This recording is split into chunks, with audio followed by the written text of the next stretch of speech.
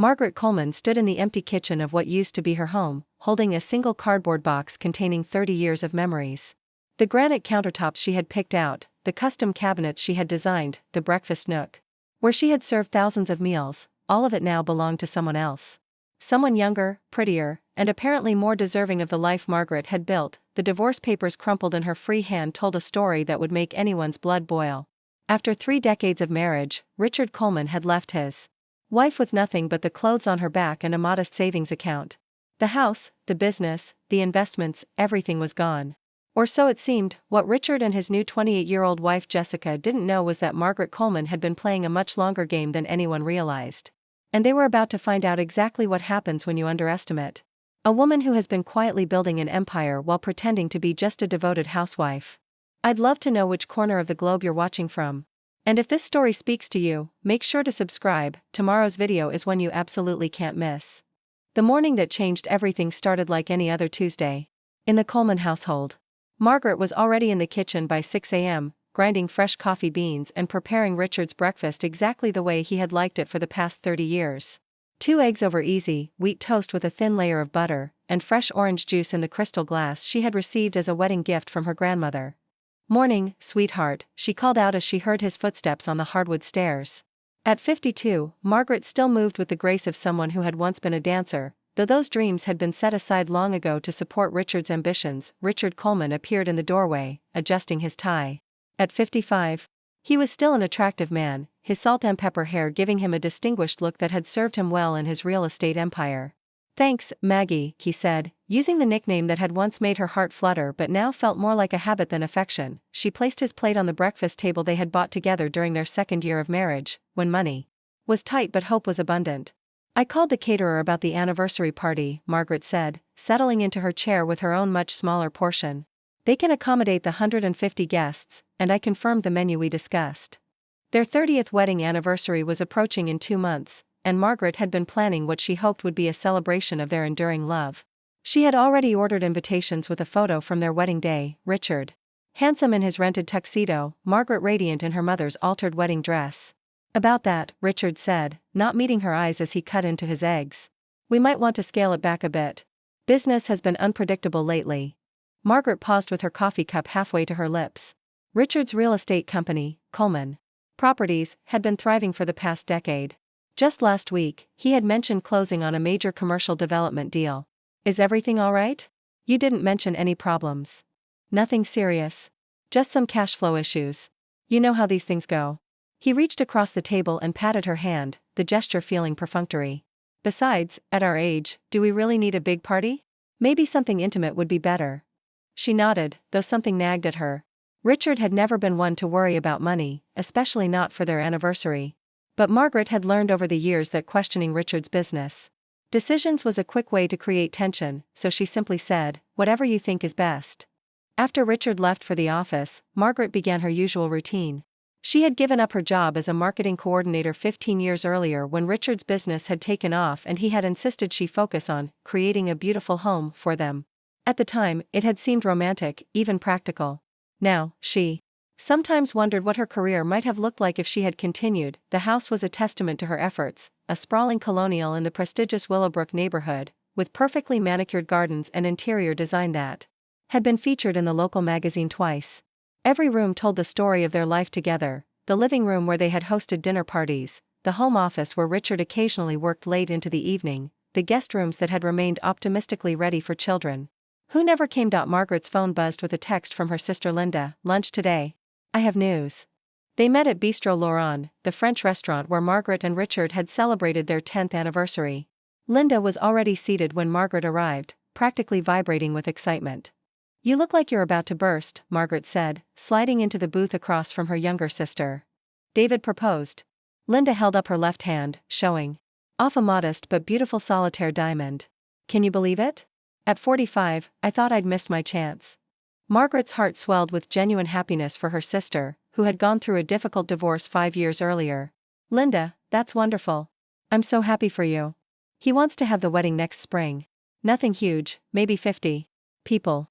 Will you be my matron of honor?" "Of course." Margaret squeezed her sister's hands. "Richard and I would be honored to be part of your special day." As they discussed wedding plans over salads, Margaret found herself thinking about her own wedding 30 years ago. She had been so young, so certain that love would be enough to overcome any obstacle. Richard had been charming and ambitious, promising her a life of adventure and success. In many ways, he had delivered on those promises, but somewhere along the way, the adventure had become routine, and success had become more important than the relationship that had made it possible. "You're thinking about your anniversary party, aren't you?" Linda asked, misreading Margaret's contemplative expression. "Actually, we might be scaling it back. Richard's concerned about business expenses." Linda frowned. "But didn't you tell me he just closed on that big shopping center development?" "He did, but apparently there are some cash flow issues." Margaret pushed a piece of lettuce around her plate. "You know how business can be unpredictable." Linda's expression suggested. She wanted to say more but thought better of it. Instead, she changed the subject to wedding venues and flower arrangements. That evening, Margaret was in the garden when Richard came home, later than usual. She was tending to her prized rose bushes, the ones she had spent years cultivating into award-winning specimens. Gardening had become her passion during the quiet years, and their backyard was now the envy of the neighborhood. "How was your day?" she asked as he loosened his tie. "Long, complicated." He seemed distracted, checking his phone even as they spoke. "I might need to travel more in the coming months. There's a potential expansion opportunity in Chicago." Margaret felt a familiar tightness in her chest. Richard's business trips had become more frequent over the past year, leaving her alone in their big house more often than she cared to admit. "How long will you be gone?" "Hard to say. Could be weeks at a time." He finally put his phone away and seemed to really look at her for the first time that evening. "You'll be fine here. You've got your garden, your book club, all your activities." She nodded, though the prospect of even more time alone felt daunting. "Of course. I understand." Later that night, as Richard showered, Margaret sat at her vanity, removing her makeup and thinking about the conversation. She caught sight of herself in the mirror, still attractive, through the years had left their mark. Her brown hair, which she kept professionally colored to hide the gray, was pulled back in the simple style she had worn for years. Her face showed laugh lines and the beginning of crow's feet, evidence of a life lived but also of time passing. She opened the drawer of her vanity to put away her jewelry and paused at the sight of a small, leather-bound notebook tucked behind her jewelry box. It had been months since she had looked at it, but inside were records of something Richard knew nothing about, a secret that had been growing quietly for over a decade. Years ago, when Richard's business had first started to succeed, Margaret had been struck by a conversation with a wealthy client's wife who had been left with nothing after her husband's business collapsed. "Never put all your eggs in one basket," the woman had warned. "Always have something that's just yours." That advice had stayed with Margaret, and she had begun making small, careful investments using money from her household budget and occasional gifts from Richard. What had started as a few $100s in a separate savings account had grown into something much more significant through careful stock picks, a small rental property she had inherited from her aunt and renovated, and a few other quiet ventures. She closed the notebook without opening it. Richard was singing in the shower, oblivious to the fact that his wife was anything more than the devoted homemaker she appeared to be. And for now, that was exactly how Margaret wanted it. The next morning brought another normal breakfast, another kiss goodbye, another day of Richard at the office while Margaret maintained their beautiful life. But as she watched his car pull out of their circular driveway, she couldn't shake the feeling that something was shifting beneath the surface of their carefully constructed world. She spent the morning in her home office, a small room that Richard rarely entered, managing what she euphemistically called her personal projects. To anyone else, it might have looked like she was simply paying household bills and managing their social calendar. But Margaret was actually monitoring a portfolio that would have surprised anyone who knew her as simply Richard Coleman's wife. Her phone rang around noon. "Mrs. Coleman? This is Jessica Morrison from Coleman Properties. Mr. Coleman asked me to call and confirm that he won't be able to make it to dinner tonight. He's been called into an emergency meeting with investors." Margaret frowned. She hadn't known about any dinner plans, and Richard hadn't mentioned an emergency meeting. "I'm sorry, I think there might be some confusion. We didn't have dinner plans tonight." There was a pause on the other end of the line. "Oh, I'm sorry, Mrs. Coleman. I must have misunderstood. Please disregard the call. A lot of love and effort went into bringing this story to life. If you're enjoying it, we'd be so grateful if you'd subscribe to our channel." Now, back to where we left off. The line went dead, leaving Margaret staring at her phone. Jessica Morrison. The name was familiar. Richard had mentioned hiring a new assistant a few months ago, someone young and capable who was helping him manage his expanding business. But something about the phone call felt odd, though Margaret couldn't quite put Her finger on what, she tried calling Richard, but it went straight to voicemail. Hi, it's me. Your assistant called about dinner plans, but I think there was some confusion. Call me back when you have a chance. He didn't call back until late. That evening, long after Margaret had eaten a solitary dinner and gone to bed with a book. Sorry about the confusion today, he said, settling into bed beside her. Jessica is still learning the ropes. She mixed up my schedule. What emergency meeting? Margaret asked, closing her book. What? She mentioned you were called into an emergency meeting with investors. Richard was quiet for a moment, and Margaret could feel him thinking. Oh, that. It ended up being nothing. Just some paperwork issues with the Chicago project. He kissed her forehead and turned away, effectively ending the conversation. But Margaret lay awake for a long time afterward, staring at the ceiling and trying to understand why her husband's explanation felt incomplete. The next few weeks passed in a similar pattern. Richard worked late more often, took more phone calls in private, and seemed increasingly distracted during their conversations. Margaret continued her daily routines, but she found herself paying more attention to the small inconsistencies in his behavior. One evening, while Richard was in the shower, his phone buzzed with a text message. Without thinking, Margaret glanced at it and felt her world tilt slightly off its axis. The message was from Jessica. Can't wait to see you tomorrow night. I've missed you. Margaret stared at the screen until it went dark, her mind racing. The message could be innocent. Maybe Jessica was a particularly friendly employee. But combined with the strange phone call and Richard's recent behavior, it painted a picture that made Margaret's stomach churn. She was still processing what she had seen when Richard emerged from the bathroom, toweling off his hair. Everything okay? He asked, noticing her expression. Fine, Margaret managed. Just tired. But nothing was fine, and as she lay in bed that night listening to Richard's steady breathing, Margaret realized that the life she had carefully built and maintained for 30 years might be built on a foundation that was far less solid than she had believed. The woman who had always been known as simply Richard Coleman's wife was about to discover just how much power she had been quietly accumulating while everyone, including her husband, had been paying attention to other things. Margaret decided to surprise Richard with lunch at his office the next day. She had done this occasionally over the years, and he had always seemed pleased by the gesture. Today, however, she had an ulterior motive. She wanted to meet Jessica Morrison face to face and put her growing suspicions to rest. Coleman Properties occupied the entire third floor of the Meridian building downtown. Margaret had helped Richard choose the space 8 years ago when his business had grown enough to warrant impressive offices. The reception area still displayed the artwork she had selected, and the plants were ones she had chosen and occasionally came by to water. Mrs. Coleman. The receptionist, Carol, beamed at her. What a lovely surprise. Mr. Coleman didn't mention you were coming by. It's a surprise, Margaret said, holding up the bag from Richard's favorite deli. Is he in a meeting? Actually, he stepped out about an hour ago. Said he'd be back after lunch. Carol glanced at her computer screen. But Jessica might know more about his schedule. Jessica? His assistant. She's in the office next to his. Would you like me to get her? Before Margaret could respond, a young woman appeared from around the corner, carrying a stack of files. She was stunning in the way that only 20-something women could be: glossy blonde hair, flawless skin, and a figure that her tailored business suit showed off to perfection. Mrs. Coleman? Jessica's voice was warm and professional, but Margaret caught something else in her expression, a flash of something that might have been guilt, quickly covered.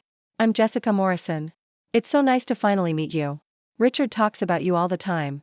Margaret forced a smile. All good things? I hope. Oh, absolutely. He's so proud of the home you've created together. Jessica's words were perfectly appropriate, but there was something in her tone that felt almost patronizing, as if she were humoring an elderly relative. I brought Richard lunch, Margaret said, raising the bag. Carol mentioned he stepped out? Yes. He had a last-minute meeting with a potential investor. Real estate never sleeps, you know. Jessica laughed, a tinkling sound that made Margaret feel suddenly old and frumpy. But I'd be happy to put that in his office refrigerator. I'm sure he'll appreciate the gesture when he gets back.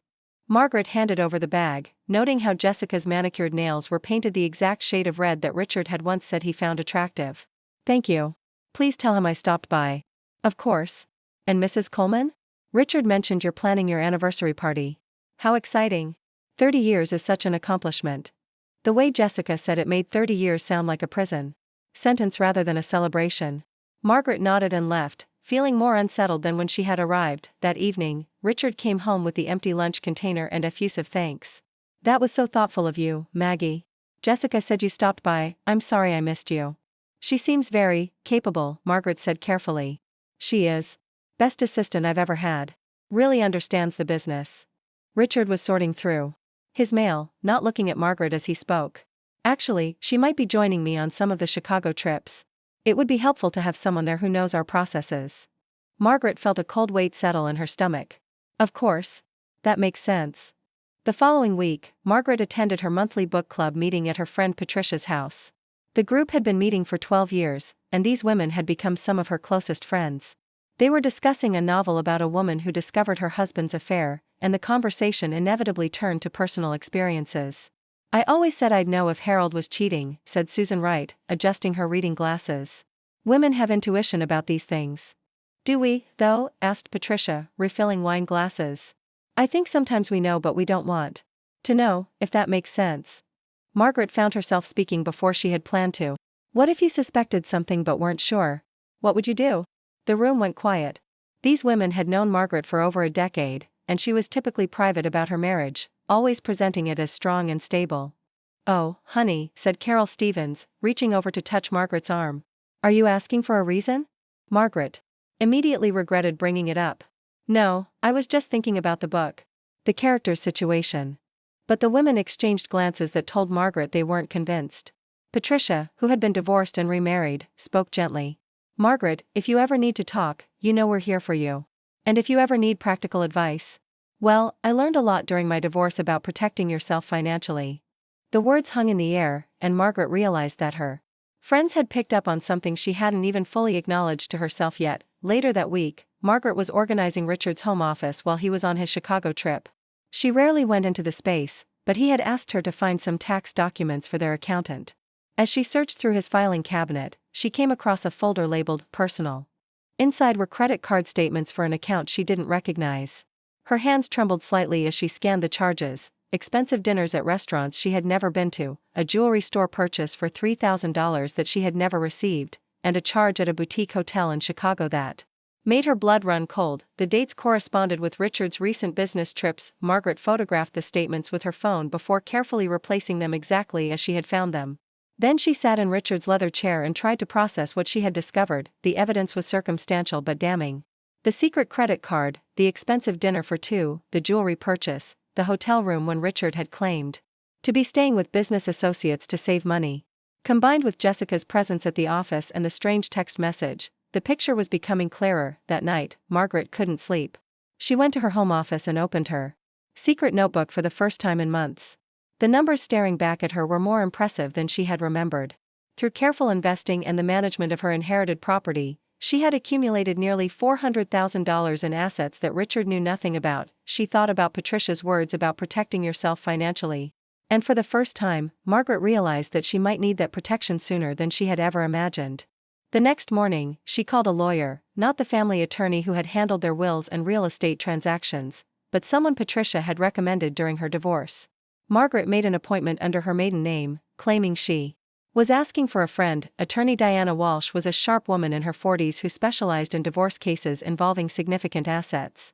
She listened without judgment as Margaret, claiming to be asking hypothetically for a friend, described a 30-year marriage where the wife suspected infidelity and was concerned about her financial security. Your friend should start documenting everything, Diana advised. Financial records, unusual behavior, anything that might be relevant. And she should get a clear picture of all marital assets, bank accounts, investments, real estate, business interests. Knowledge is power in these situations. Margaret nodded, taking careful notes.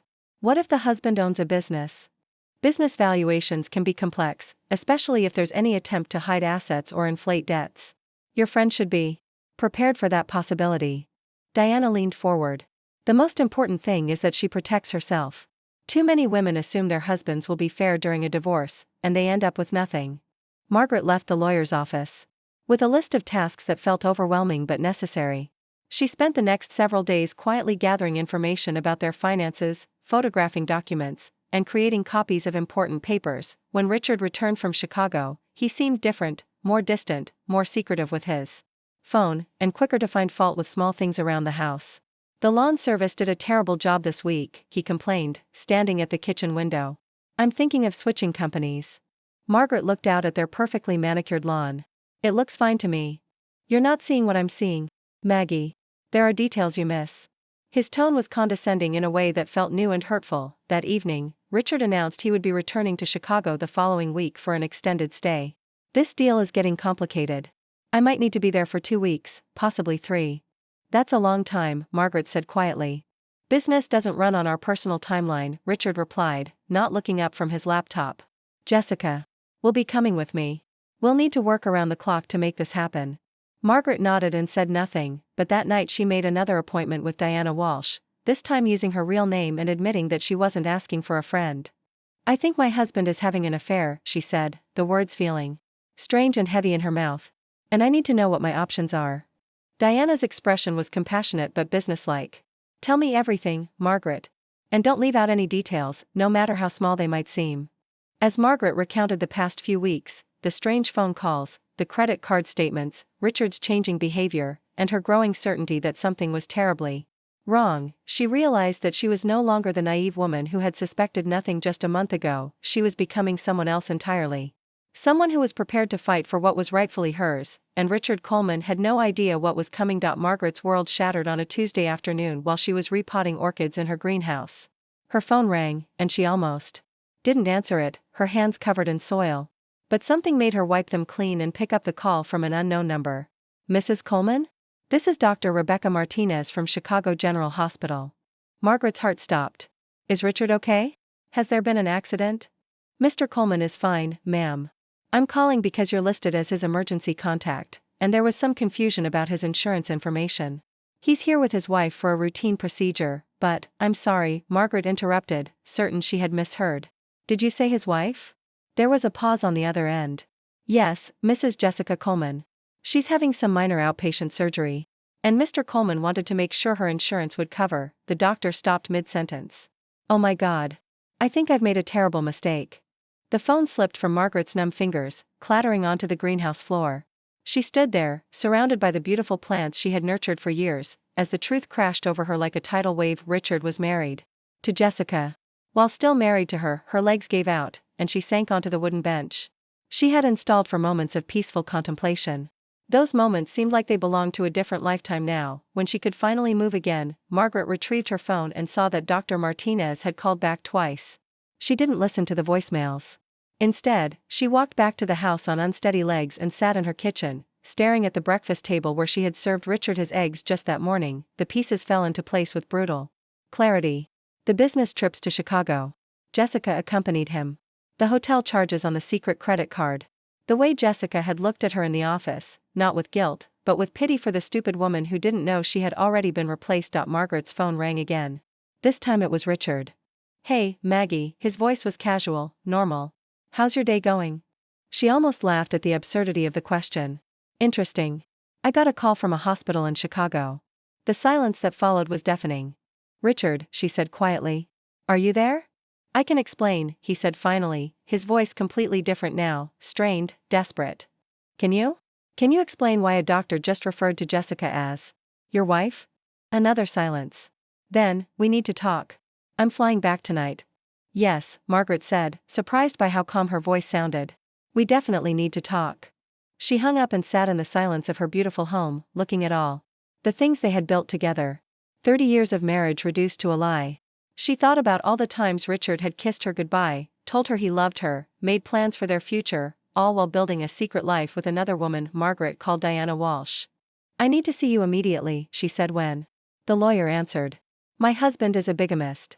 2 hours later, Margaret sat in Diana's office, recounting the hospital call while the lawyer took furious notes. Bigamy is a felony, Diana said grimly. But our immediate concern is protecting you legally and financially. If Richard has been using marital assets to support his other household, you have grounds for a very strong case. What do I do when he comes home tonight? Document everything. Record the conversation if possible. Your state allows single-party consent. Don't let him know what you've discovered about your own assets yet. And Margaret? Diana's expression was serious. Be careful. Men who've been living double lives can become unpredictable when cornered. Margaret drove home in a daze. She stopped at an electronics store and bought a small digital recorder, then sat in her car in her own driveway, trying to prepare for A conversation she had never imagined having. The house felt different when she walked inside, like a stage set for a play she no longer understood her role in. She moved through the rooms, seeing everything with new eyes. The family photos on the mantle looked like lies. The bedroom they shared felt contaminated. The kitchen where she had made thousands of meals for a man who was living with another woman became unbearable. Margaret retreated to her home office and opened her secret notebook. The numbers that had once represented security now looked like salvation. Whatever happened next, she wouldn't be left with nothing. Richard's car pulled into the driveway at 9:30. Margaret positioned herself in the living room, the recorder hidden in her pocket, and waited. He walked in looking haggard, his usual confidence replaced by the demeanor of a man who knew his world was about to collapse. Maggie, how long? She interrupted. Richard stopped in the doorway. What? How long have you been married to her? He closed his eyes. 2 years. 2 years. While Margaret had been planning their anniversary party, Richard had been celebrating anniversaries with someone else. Do you love her? Margaret asked, though she wasn't sure why it mattered. Yes. The simple word hit harder than any elaborate explanation might have. Did you ever love me? Richard sat down heavily on the couch across from her. Of course I did. I do. This isn't about not loving you, Maggie. Then what is it about? He ran his hands through his hair. You don't understand. Jessica and I, we have something different. She understands my business, my ambitions. She makes me feel young again. Margaret stared at him. So you married her? While married to me? I never meant for it to happen this way. We went to Vegas for a business conference, and we were both drunk, and, he stopped, realizing how pathetic his excuse sounded. And you never bothered to get it annulled. It's complicated, Maggie. There are business implications. Jessica's name is on some of my accounts now, and undoing it would raise questions with my investors. The casual way he spoke about business implications when discussing his bigamy made Margaret's blood run cold. So you were just going to keep us both? Your wife and your other wife? I was figuring it out, Richard said defensively. I was going to tell you eventually. When? At our anniversary party? Richard flinched. I was hoping we could handle this civilly. You'll be fine, Maggie. The house is paid off, you'll get your share of the assets. You can start over. The patronizing tone was back, the same one Jessica had used at his office. Margaret realized that they had probably discussed her together, planned how to handle the inconvenient first wife. Start over, she repeated slowly. At 52. After giving you 30 years of my life. People get divorced all the time. You're still young, still attractive. You'll find someone else. Margaret stood up, looking down at the man she had shared her life with, and felt something cold and hard settle in her chest. You're right about one thing, Richard. I will be fine. Good. I'm glad you're being reasonable about this. I haven't finished. I said I'll be fine. I didn't say you would be. Something in her tone made Richard look up sharply. What do you mean? Margaret smiled, and it wasn't a pleasant expression. I mean that you've made the biggest mistake of your life. And you're about to find out exactly who you've been underestimating for 30 years. She walked to the door, then turned back. You should probably call a lawyer, Richard. You're going to need one. As she headed upstairs, leaving Richard sitting in stunned silence, Margaret felt something she hadn't experienced in decades. For the first time in 30 years, she felt powerful, and she was just getting started. Margaret didn't sleep that night. She lay in the guest room. She couldn't bear to sleep in their marital bed, staring at the ceiling and listening to Richard pace downstairs until nearly 3 a.m. When morning came, she found a note on the kitchen counter, gone to Chicago to sort things out. We'll talk when I get back. Arth, the coward, couldn't even face her for breakfast. Margaret made coffee for one and sat at the table where she had served Richard his last meal as her husband. The normalcy of the morning routine felt surreal given that her entire life had imploded. Less than 12 hours ago, her phone rang. Linda. Hey, Margaret. I wanted to run some wedding ideas past you. Are you free for lunch today? Margaret almost laughed. Her sister wanted to plan a wedding while Margaret's marriage was disintegrating in spectacular fashion. Actually, Linda, I need to tell you something. 20 minutes later, Linda burst through Margaret's front door with tears in her eyes and a box of tissues in her hands. That bastard, Linda said, pulling Margaret into a fierce hug. 30 years, and he throws it away for some child? 28 isn't exactly a child, Margaret said, though she appreciated her sister's outrage. She's young enough to be his daughter. And married? While married to you? Linda paced around Margaret's kitchen like a caged animal. We're calling Mom and Dad. And I'm canceling lunch with David so I can help you figure this out. No, Margaret said firmly. Don't cancel your plans. And don't call our parents yet. I need to handle this strategically. Linda stopped pacing and stared at her sister. Strategically? Margaret, you sound different. I feel different. Margaret poured Linda a cup of coffee. For 30 years, I've been Richard Coleman's wife. I've defined myself by that relationship, made all my decisions based on what was best for us, for him. I forgot who I was before Richard. Who were you before Richard? Margaret smiled, and for the first time in years, it felt genuine. I was the woman who graduated summa cum laude with a business degree. Who was promoted to senior marketing coordinator in less than 2 years. Who once managed a campaign that increased sales by 30%. She paused. I was somebody. I just let myself forget that. Linda sat down heavily. Oh, honey. You've always been somebody. Not in Richard's world. In his world, I was decorative. Useful for hosting dinner parties and maintaining a beautiful home, but not someone whose opinions mattered when it came to real decisions. Margaret's voice grew stronger. But that woman who built something significant while he thought I was just playing house? She's still here. And she's angry. That afternoon, Margaret drove to Diana Walsh's office with a briefcase full of documents she had spent the morning gathering. The lawyer's eyes widened as Margaret spread financial records across the conference table. This is impressive work, Diana said, reviewing Margaret's documentation. You've essentially built a complete picture of your marital assets in less than 24 hours. I have a business degree and 30 years of managing our household finances, Margaret replied. I know where every penny is. What about these? Diana pointed to copies of bank statements Margaret had never seen before. Those are Richard's secret accounts. I found the statements in his office and did some investigating this morning. He's been siphoning money from the business into personal accounts that I'm not on. Margaret's voice was calm, but her eyes were hard. Approximately $200,000 over the past 2 years. Since he married Jessica. Exactly. Margaret opened another folder. I also called the hotel where they've been staying in Chicago. They've been registered as Mr. and Mrs. Coleman for the past 18 months. Diana whistled low. Margaret, you could teach my investigators a thing or two. I'm just getting started. Margaret pulled out her phone and played the recording from the previous night's conversation. Diana listened intently as Richard's voice filled the room, admitting to the bigamy and his cavalier attitude about handling this civilly. This is gold, Diana said when the recording ended. But I have to ask, are you prepared for how ugly this might get? Richard's going to fight dirty when he realizes what he's up against. Margaret thought about the past 30 years. The dreams she had given up. The career she had abandoned. The nights she had lain awake wondering why she felt so invisible in her own life. Let him try. That evening, Margaret was organizing her evidence when her doorbell rang. She opened it to find Jessica Morrison standing on her doorstep, looking perfectly put together despite the circumstances. Mrs. Coleman, I think we should talk. Margaret stepped aside to let her in, curious about what Richard's other wife had to say. Jessica walked into the living room with the confidence of someone who believed she held all the cards.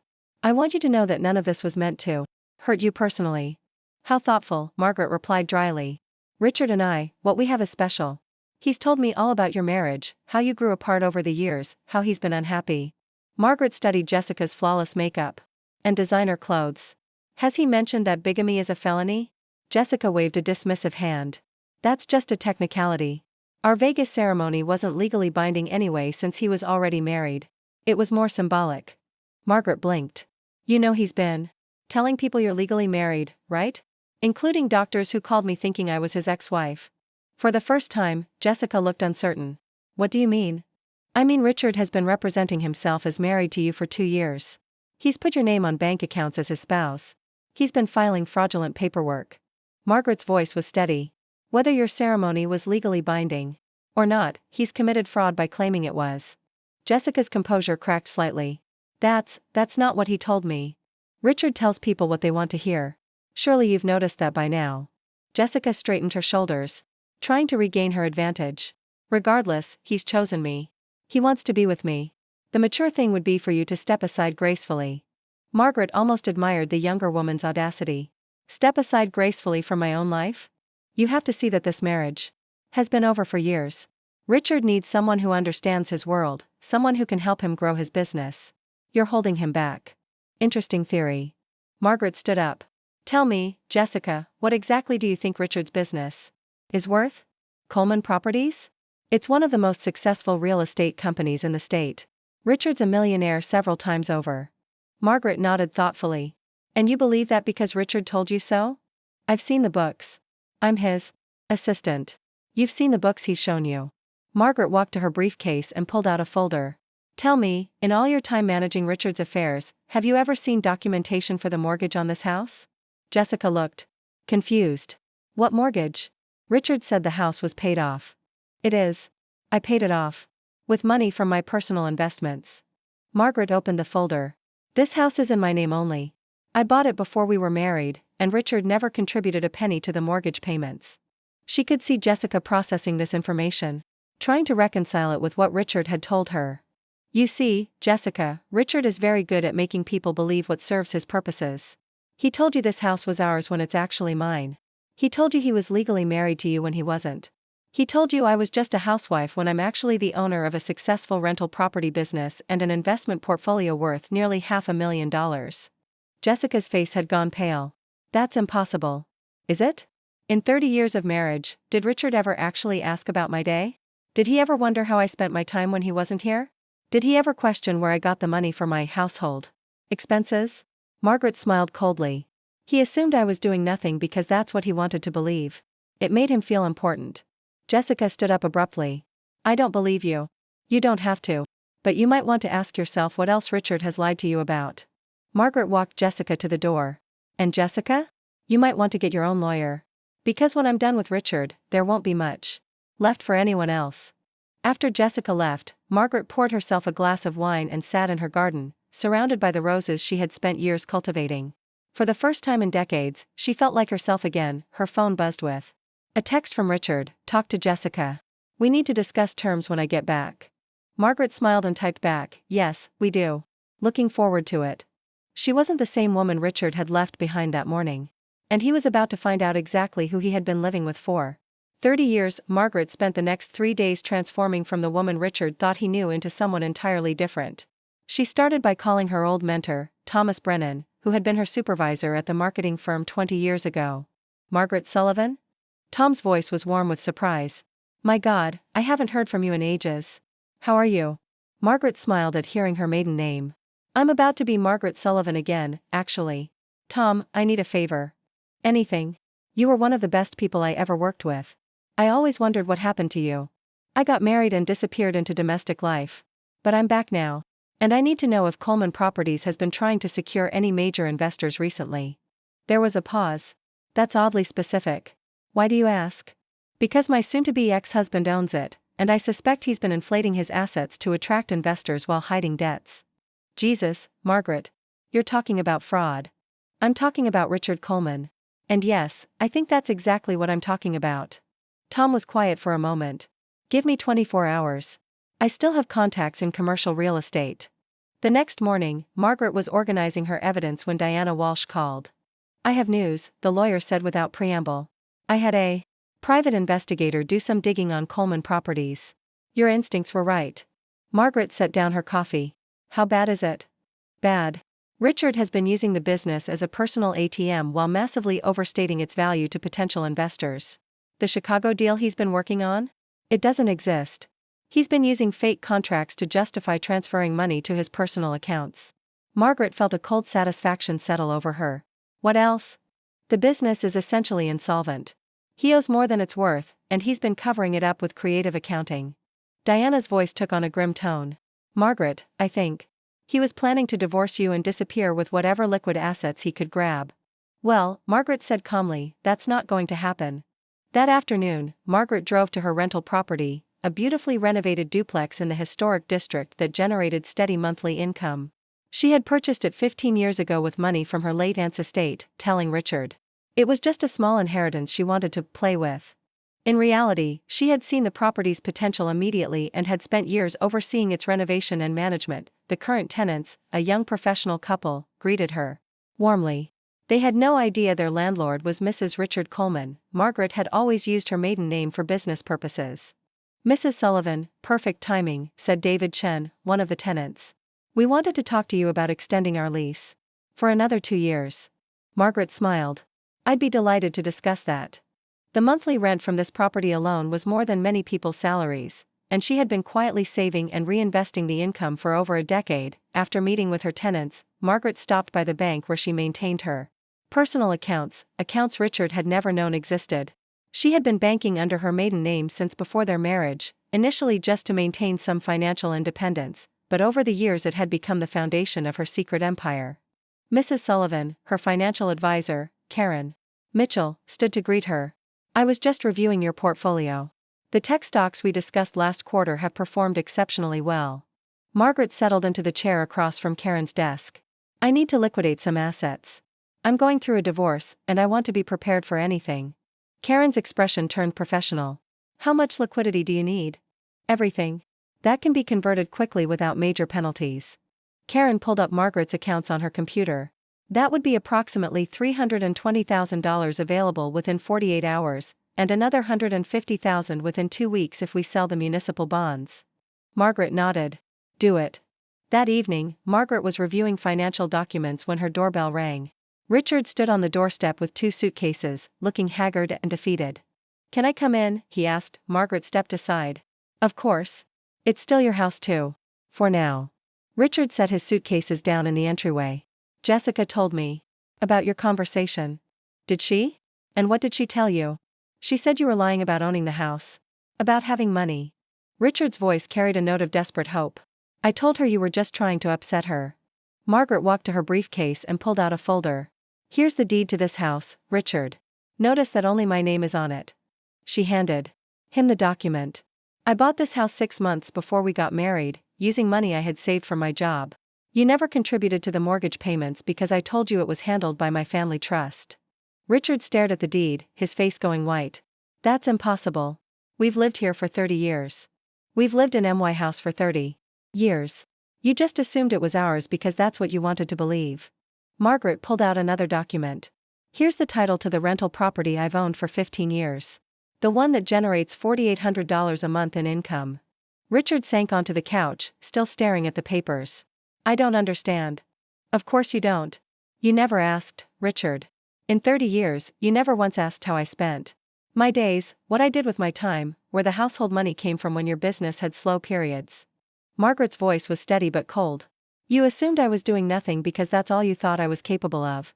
But the household accounts, the credit cards, are funded by my rental income and investment returns. Richard, I've been financially supporting this household for over a decade while you've been draining money from your business to fund your affair." Richard looked up at her with an expression she had never seen before: fear. "How much?" "How much what? How much money do you have?" Margaret smiled. "Enough." Richard ran his hands through his hair. "Maggie, we can work this out. I made mistakes, but we can fix this." "No, Richard. We can't." Margaret sat down across from him. "Because I've also discovered that your business is bankrupt. You've been using it as a personal ATM while lying to investors about fake deals. The Chicago project doesn't exist, does it?" Richard's silence was answer enough. "Tom Brennan sends his regards, by the way. He says you tried to pitch him on investing in Coleman Properties last month. Claimed you had $20 million in assets." Margaret's smile was sharp. "Tom does due diligence on all potential investments. He knows your company is worthless." "You talked to Tom?" Richard's voice was barely a whisper. "I talked to Tom. I talked to private investigators. I talked to people you tried to defraud." Margaret leaned forward. "Richard, you're not just looking at divorce proceedings. You're looking at criminal charges." Richard buried his face in his hands. "What do you want?" "I want you to understand something very clearly. The woman you thought you married, the helpless housewife who would be lost without you, she never existed. I've been building a life and a fortune while you've been building lies." Margaret stood up. "Tomorrow, you're going to call your lawyer and we're going to discuss terms. But understand this, I'm not some abandoned wife begging for scraps. I'm a businesswoman who's been planning for contingencies you never saw coming." Richard looked up at her, and for the first time in 30 years, Margaret saw respect in his eyes. It was too late, but at least it was there. "Where will you stay tonight?" she asked. I don't know. Jessica's lease is in Chicago, and I can't afford a hotel right now." Margaret felt a moment of something that might have been pity. "The guest room is made up." "But Richard? Tomorrow, everything changes." As she headed upstairs, Margaret felt something she hadn't experienced in decades: complete control over her own destiny. And it felt absolutely intoxicating. Margaret woke the next morning to find Richard already gone from the guest room. A note on the kitchen counter read, "Meeting with a lawyer at 10 a.m. We'll call you later." She crumpled it up and threw it in the trash. After 30 years of marriage, he was still trying to control the narrative. Her phone rang at 9:30. Diana Walsh. Margaret, we have a problem. Richard's lawyer just called wanting to schedule mediation for next week. He's claiming financial hardship and asking for spousal support. Margaret nearly choked on her coffee. He wants me to pay him? It gets worse. They're claiming that since the house is in your name, you've been hiding assets throughout the marriage. They want to audit your finances going back 20 years. Margaret set down her cup carefully. Let them try. At 10:15, her phone rang again. This time it was Tom Brennan. Margaret, you need to know something. Richard showed up at my office this morning with his lawyer, demanding I retract any statements I made about his business dealings. What did you tell them? I told them I don't retract facts. But Margaret, they're desperate. Richard was practically begging me not to talk to any investigators. Tom's voice was grim. He also offered me a partnership in Coleman Properties. If I would invest $2 million immediately. Margaret closed her eyes. He's trying to use investor money to fund his legal defense. That's what it looks like. I recorded the conversation, by the way. Thought you might want a copy. Tom, you're a saint. No, I'm a businessman who doesn't like being played for a fool. And Margaret? There's something else. I made some calls. After we talked yesterday, Richard has been approaching multiple investors with the same deal, claiming he needs bridge financing for the Chicago project. How many investors? At least 6 that I know of. He's trying to raise $12 million based on completely fabricated contracts. Margaret felt her pulse quicken. That's not just fraud anymore. That's running a Ponzi scheme. That afternoon, Margaret's doorbell rang. She opened it to find Jessica Morrison, but this wasn't the confident young woman who had visited 3 days earlier. Jessica looked like she hadn't slept, her usually perfect appearance disheveled and her eyes red-rimmed. May I come in? Jessica asked quietly. Margaret stepped aside, curious about what had brought Jessica back. Jessica sat on the edge of the couch, her hands trembling slightly. I need to ask you something, and I need you to tell me the truth. All right. Did Richard really commit fraud to be with me? Margaret studied the younger woman's face. What makes you ask that? I went to the Chicago hotel where we've been staying. The manager told me Richard's credit card was declined last week, and they've been covering the charges waiting for payment. Jessica's voice was barely above a whisper. He told me his company was paying for everything. Jessica, Richard's company doesn't have any money. It's been functionally bankrupt for months. But the business trips, the investor meetings, were Richard trying to find people to give him money to cover his debts. Margaret sat down across from Jessica.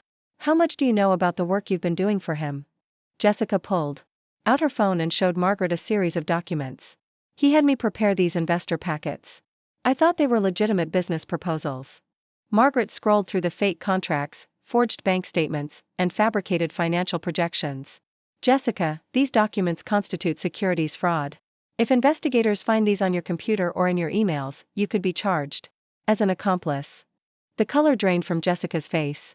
But I didn't know they were fake. Can you prove that? Jessica stared at the phone in horror. What do I do? You get your own lawyer.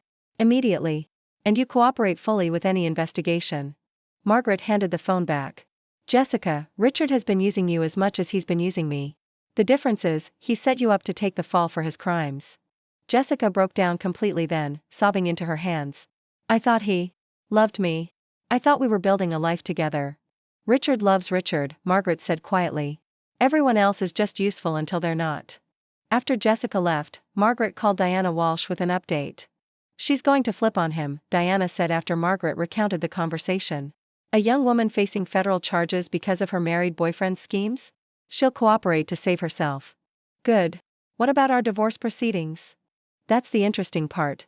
Richard's lawyer called again an hour ago. They want to meet tomorrow to discuss settlement terms. Diana's voice carried a note of satisfaction. I think someone told Richard about the criminal investigation. The next morning, Margaret walked into the conference room at Diana's law firm to find Richard sitting across from a lawyer she didn't recognize. Apparently he couldn't afford his usual attorney anymore. Richard looked like he had aged 10 years in the past week. Mrs. Coleman, Richard's lawyer, a thin man named James Porter, stood as she entered. I'm hoping we can reach an amicable agreement today. Margaret took her seat without acknowledging him. She looked directly at Richard. I'm listening. Porter shuffled through his papers. My client is prepared to offer you 50% of the marital assets, including half the value of Coleman Properties, in exchange for a quick, quiet divorce. Diana leaned forward. What exactly do you value Coleman Properties at? Current market assessment puts it at approximately $8 million.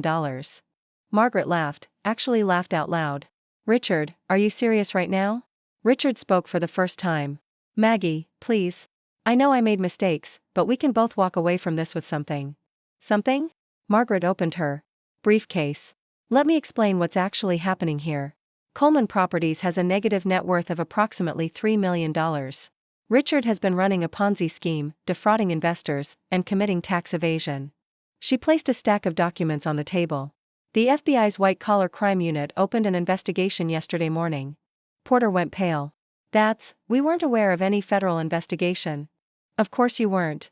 Because Richard hasn't been honest with you either. Margaret pulled out another folder. Richard, you owe back taxes of $400,000. You've defaulted on business loans totaling $1.2 million. And you've been using marital assets to fund personal expenses, including maintaining a second household. She turned to Porter. Your client isn't offering me 50% of marital assets. He's trying to make me responsible for 50% of his debts. Richard slumped in his chair. What do you want, Maggie? I want you to sign a full financial disclosure under oath. I want you to liquidate any remaining business assets to pay back the investors you've defrauded. I want you to take full responsibility for all marital debts. Margaret's voice was steel. And I want you to stay away from me for the rest of your life. And in return? Porter asked weakly. In return, I don't press additional charges for the money you stole from our household accounts. I don't sue you for fraudulent misrepresentation during our marriage. And I might consider not testifying against you in your criminal trial. The room was silent except for the sound of Richard's ragged breathing. Richard, Margaret said softly. You spent 30 years thinking I was nothing without you. You were wrong. You're nothing without me. Porter whispered something to Richard, who nodded miserably. We'll need time to review these terms, Porter said. You have 24 hours. Diana replied. After that, the offer expires and we proceed with full litigation. As they filed out of the conference room, Richard caught Margaret's arm. Maggie, I never meant for any of this to happen. She looked down at his hand on her arm, then back at his face. Yes, you did, Richard. You meant for all of it to happen. You just never meant to get caught.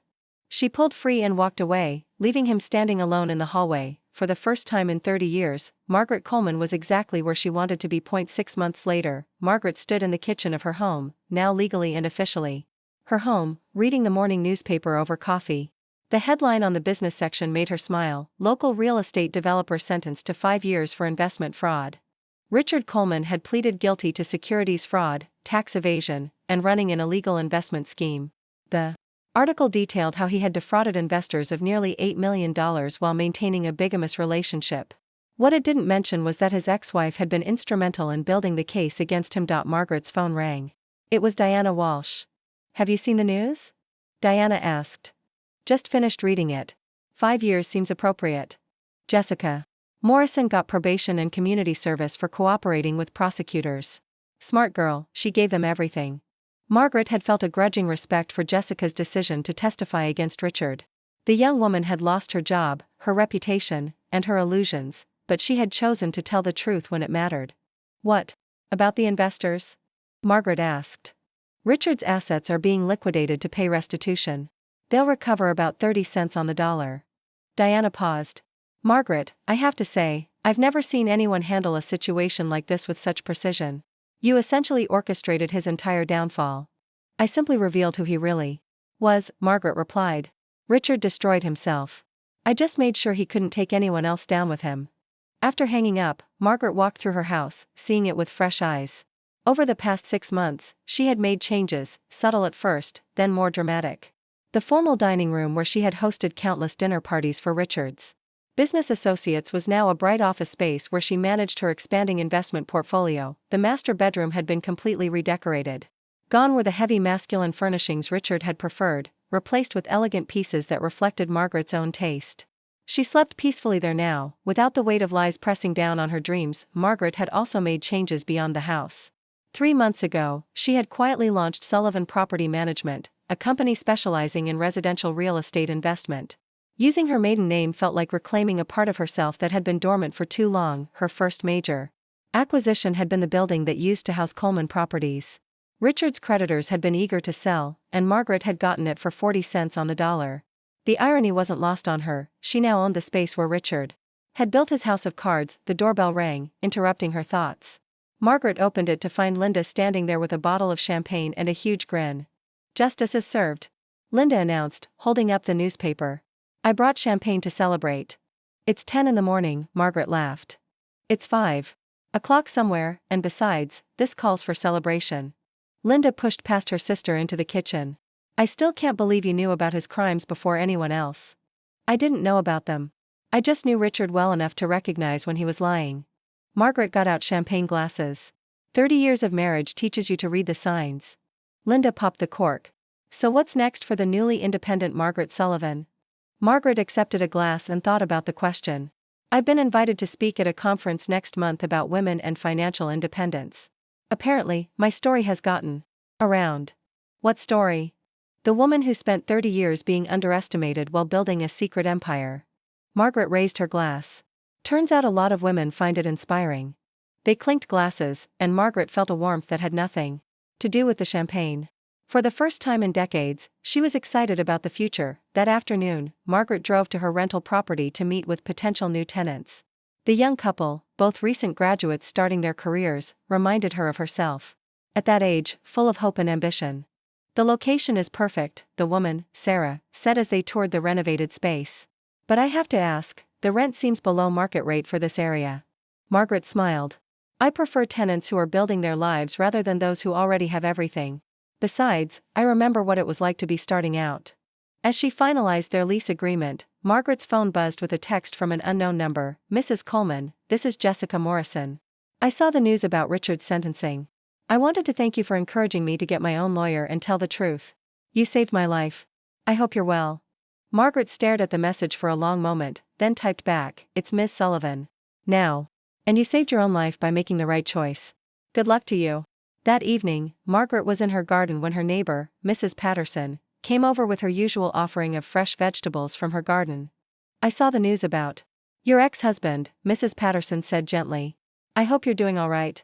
"I'm doing better than all right," Margaret replied, deadheading her prize roses. "I'm doing exactly what I want to do.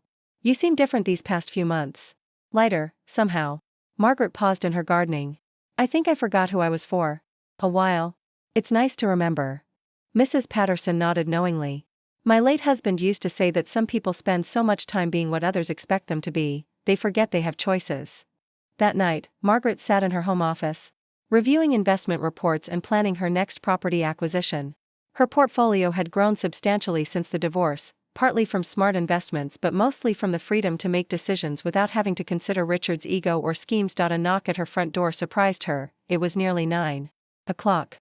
She found Tom Brennan standing on her doorstep with a bouquet of flowers and a big smile. "Tom? What are you doing here?" "I was in the neighborhood and saw your lights on. Thought I'd stop by to congratulate you on today's news." He handed her the flowers. "Also, I have a business proposition." Margaret invited him in, curious about what her old mentor had in mind. "I've been watching what you've built over the past 6 months, Tom said, settling into her living room. "Sullivan Property Management is impressive. You've acquired 4 properties, increased their value through smart renovations, and maintained 100% occupancy." "Thank you. It's been rewarding work. I represent a group of investors who are looking for someone to manage a real estate investment fund. We're talking about a $50 million portfolio." Tom leaned forward. "We want you to run it." Margaret set down her wine glass. "Tom, that's incredibly flattering, but I've only been doing this for 6 months." "Margaret, you've been doing this for 15 years. You just did it quietly. We've done our research, your track record is impeccable." Tom smiled. "Besides, after watching how you handled Richard's situation, we know you can handle anything." Margaret thought about the offer. 6 months ago, she had been a woman whose biggest decision was what to serve for dinner. Now she was being offered the chance to manage a $50 million investment fund. "I'll need complete autonomy over investment decisions," she said finally. "Agreed. And I want to focus on properties that provide affordable housing options. Not just maximum profit." "We figured you'd say that. It's part of why we want you." Margaret extended her hand. "Then let's talk about the details." As Tom left an hour later with a preliminary agreement, Margaret realized that her life had become something she never could have imagined a year ago. She wasn't just surviving Richard's betrayal, she was thriving beyond anything she had thought possible. The woman who had served breakfast to a lying husband every morning for 30 years was gone. In her place was Margaret Sullivan, businesswoman, investor, and someone who would never again define herself by someone else's limitations. 2 weeks later, Margaret was preparing for her first major speaking engagement at the Women's Financial Independence Summit in Atlanta. The organizers had specifically requested her story after word spread through professional networks about the housewife who had secretly built a fortune while exposing her husband's crimes. She stood in front of her bedroom mirror, adjusting the navy blazer she had chosen for the event. The woman looking back at her bore little resemblance to the Margaret Coleman who had served breakfast in a bathrobe just 8 months ago. Margaret Sullivan had confidence in her posture, determination in her eyes, and the quiet satisfaction of someone who had taken control of her destiny. Her phone rang as she was gathering her presentation materials. The caller ID showed a number from the women's prison where Richard was serving his sentence. "This is a collect call from an inmate at." Margaret hung up before the automated message finished. Richard had been trying to reach her for weeks. But she had no interest in whatever manipulation he was attempting now. That chapter of her life was permanently closed. The flight to Atlanta gave Margaret time to review her speech one final time. She had titled it, "The Power of the Invisible Woman," and as she read through her notes, she thought about how many women in the audience might be living versions of her former life, talented, capable women who had made themselves small to accommodate someone else's ego. The conference was held at the Ritz-Carlton, and as Margaret checked in, she was struck by how comfortable she felt in this environment. A year ago, she would have felt intimidated by the luxury and worried about fitting in. Now she belonged here as much as anyone else. "Miss Sullivan?" A young woman approached her in the lobby. "I'm Andrea Martinez, the conference coordinator. We're so excited to have you here." "Thank you for inviting me," Margaret replied, shaking Andrea's hand. "I have to tell you, when we announced your session, it sold out within hours. There's tremendous interest in your story." Andrea's expression grew more serious. "Many of our attendees are in situations similar to yours. They're looking for hope." That evening, Margaret attended the welcome reception, where she met other speakers and attendees. She found herself in conversation with a woman named Helen Rodriguez, who ran a nonprofit helping women escape financial abuse. "Your case has become legendary in our circles," Helen told her over wine and appetizers. "Not just because you protected yourself, but because you turned the tables so completely. You went from victim to victor in a way that's inspired hundreds of women to take action in their own lives." "I never intended to be an inspiration," Margaret said honestly. "I was just trying to survive." "That's exactly why you are one. You showed that survival isn't passive, it's strategic." The next morning, Margaret stood backstage waiting for her introduction, listening to the crowd of over 800 women settling into their seats. Her stomach fluttered with nerves, but they were good nerves, the kind that came from knowing you had something important to say. "Ladies, please welcome Margaret Sullivan, founder of Sullivan Property Management and our keynote speaker for this morning's session on Building Wealth in Plain Sight." Margaret walked onto the stage to thunderous applause. Looking out at the sea of faces, she saw women of all ages, some young and just starting their careers, others her age or older, many wearing expressions of quiet desperation she recognized from her own mirror not so long ago. 8 months ago, Margaret began, I was introduced to a doctor as Mrs. Richard Coleman, the wife of a successful businessman. Today, I stand before you as Margaret Sullivan, CEO of a company managing millions in real estate assets. The difference isn't just a name change, it's a complete transformation of how I see myself and how the world sees me. She told her story with unflinching honesty, the years of making herself smaller, the gradual erosion of her own identity, the moment she discovered Richard's betrayal, and the strategic ways she had taken back control of her life. For 15 years, I was building wealth while my husband assumed I was just paying household bills. He never asked what I did with my time because he didn't think what I did mattered. That assumption became his downfall and my salvation. Margaret clicked to her next slide, showing a graph of her investment returns over the past decade. This is what financial independence looks like when you build it quietly and strategically. I wasn't just hiding money, I was building an empire that no one could take away from me. The audience was completely silent, hanging on every word. But here's what I want you to understand, the money wasn't the real power. The real power was remembering who I was before I made myself small for someone else's comfort. The real power was realizing that I had never stopped being that capable, intelligent woman, I had just hidden her so well that even I forgot she existed. During the question and answer session, a woman in her 40s raised her hand. "Ms. Sullivan, what would you say to someone who's afraid to start building financial independence because they're worried about their spouse's reaction?" Margaret paused, thinking carefully about her answer. "I would say that anyone who is threatened by your financial independence doesn't have your best interests at heart. A partner who loves you wants you to be secure and empowered. Someone who wants to keep you dependent isn't protecting you, they're controlling you. Another woman asked, "Did you ever feel guilty about keeping your financial activities secret?" "No," Margaret replied firmly. "I felt guilty for 30 years about taking up space, having opinions, and wanting things for myself. I'm done feeling guilty for being smart, capable, and financially savvy. Those are strengths, not character flaws."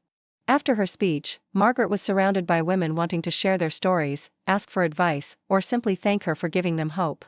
One elderly woman, probably in her 70s, pressed a business card into Margaret's hand. "I'm starting over at 73, the woman said. "My husband died last year and left me nothing but debt. Your story showed me it's not too late to build something for myself." Margaret was deeply moved. It's never too late to start writing your own story. That afternoon, Margaret received a call from a literary agent who had been in the audience. "Ms. Sullivan, I'd like to discuss the possibility of you writing a book about your experience. There's clearly a huge audience for this story, and I think it could help millions of women." Margaret considered the offer as she flew home that evening. A book would mean sharing even more of her personal story, but it might also provide the roadmap other women needed to find their own paths to independence. When she arrived home, Margaret found an envelope waiting for her, a thick, formal document. From the U.S. Attorney's Office. Inside was a letter informing her that Richard's conviction had been upheld on appeal and that her cooperation in the investigation had been invaluable to protecting other potential victims. The letter also included a check, her share of the recovered assets from Richard's schemes. It wasn't a huge amount, but it represented justice in tangible form. Margaret deposited the check the next morning and used it to establish the Sullivan Foundation, a nonprofit dedicated to providing financial literacy education and emergency assistance to women leaving abusive relationships. A month later, Margaret was in her office when her assistant buzzed her with an unexpected visitor. Jessica Morrison stood in the doorway, looking nervous but determined. "I hope you don't mind me stopping by," Jessica said. "I wanted to thank you in person and ask for your advice." Margaret gestured for her to sit down. "How are you doing, Jessica?" "Better than I expected. I'm working as a paralegal now, specializing in white-collar crime cases. My experience with Richard's fraud made me realize I want to help catch people like him." Jessica paused. "I also wanted to apologize for the things I said when I first came to your house. I was so naive about what he was really doing." "You were young and in love with someone who was lying to you," Margaret replied. "We've all made mistakes in the name of love. What I don't understand is how you stayed so calm through everything. How did you know what to do?" Margaret leaned back in her chair. "I think I stayed calm because for the first time in 30 years, I was finally being honest about who I really was. Once I stopped pretending to be the helpless wife Richard wanted me to be, everything else fell into place." Jessica nodded thoughtfully. "I've been thinking about going back to school for my law degree. Do you think that's a good idea?" "I think you should do whatever makes you feel powerful and authentic," Margaret replied. "And I think you'd make an excellent lawyer." As summer turned to fall, Margaret's business continued to expand. She had acquired 12 properties in the past 6 months and was in negotiations for her largest purchase yet, a historic apartment building that she planned to renovate into affordable housing for seniors. The building held special significance because it was located on the same street where she had worked as a young marketing coordinator 30 years ago. Buying it felt like reclaiming not just property, but a piece of her own history. On a crisp October morning, Margaret stood on the steps of the building with the construction crew, reviewing renovation plans. Her phone buzzed with a text from Linda. "Saw the article about you in Forbes. Mom and Dad are so proud they're showing it to everyone at the grocery store." Margaret smiled, thinking about how far she had come from the woman who had been afraid to question her husband's business decisions. The Forbes article had been titled, "The Secret Millionaire: How One Woman Built an Empire in Plain Sight," and it had brought inquiries from investors around the country who wanted to work with her. That evening, Margaret hosted a dinner party at her home, the first social gathering she had organized for her own friends rather than Richard's business associates. Linda and David were there, along with Diana Walsh, Tom Brennan, and several of her new business associates. As she looked around the table at these people who knew and respected her for who she really was, Margaret felt a deep sense of contentment. This was what authentic success looked like, being surrounded by people who valued your mind, your character, and your friendship. "I'd like to propose a toast," Tom said, raising his wine glass. "To Margaret Sullivan, who proved that the most dangerous thing you can do is underestimate a smart woman." "To second chances," added Diana. "To write your own story," Margaret said, raising her own glass. As her guests laughed and talked around her dining room table, Margaret stepped outside to her garden for a moment of quiet reflection. The roses she had planted over the years were dormant now, preparing for winter, but their roots ran deep and strong beneath the soil. In the spring, they would bloom again, more beautiful than ever. 1 year after Richard's sentencing, Margaret received an unexpected call that would change her life once again. The caller introduced herself as Victoria Chen, a producer from a major television network. "Miss Sullivan, we'd like to create a documentary about your story. We believe it could be incredibly powerful for women across the country to see how you transformed your life." Margaret was intrigued but cautious. "What kind of documentary?" "A feature-length film focusing on financial empowerment and the hidden strength of women who've been underestimated. We've been following your story since the Forbes article, and we think it represents something larger than just one woman's experience." The conversation led to a meeting the following week in New York City. Margaret found herself in a sleek conference room overlooking Manhattan, surrounded by producers, directors, and executives who saw her story as inspiration for millions of women worldwide. "We're not interested in exploiting your personal pain," Victoria assured her.